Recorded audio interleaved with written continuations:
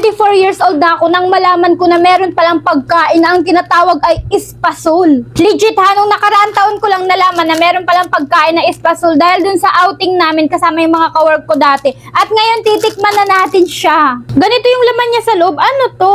Parang udong. Joke. Ay, may ano siya? Ano to? Gatas ba to? Asukal ba to? Ba't yun? Wala naman lasa yung parang gatas. Ito color white, ganyan. Nabili namin ito sa Tagaytay nung birthday ko. Di ba ang tagal na hindi ko pa nakakain?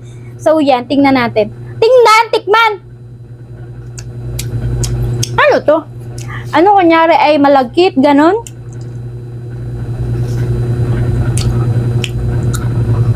Masarap naman, parang ano lang, kakanin, parang ganon lang. Grabe naman kasi yung pagkabalot nito, parang ayaw nang pabuksan. Pangalawa ko na ito, ang sarap niya, nagustuhan ko siya. Ganyan, feeling ko mabibitin ako, pangalawa ko na siya. Ayan yung color white, oh. Yan. I-ano ko na lang, pagdikitin. Aras din naman siya. Aras din sa buong buhay ko, ngayon ako nakakain itong espasol na ito. And, di ko alam, di ko siya naririnig before. Narinig ko lang talaga ng Christmas party namin kasi ang kwento nun, nawala yung espasol, may-ari kasi nun. Sabi ko, ha? Ano yung espasol na yun? Sa GC lang naghanap ganyan. Ito, ha?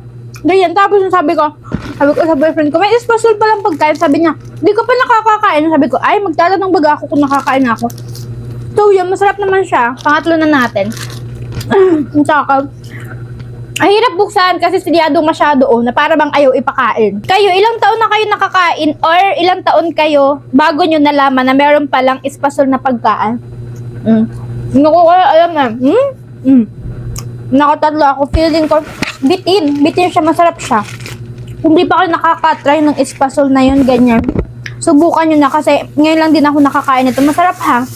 Mag-comment nga kayo dyan kung ilang taon na kayo nalaman yung ano na to, pagkain ng espasol. Masarap siya ha.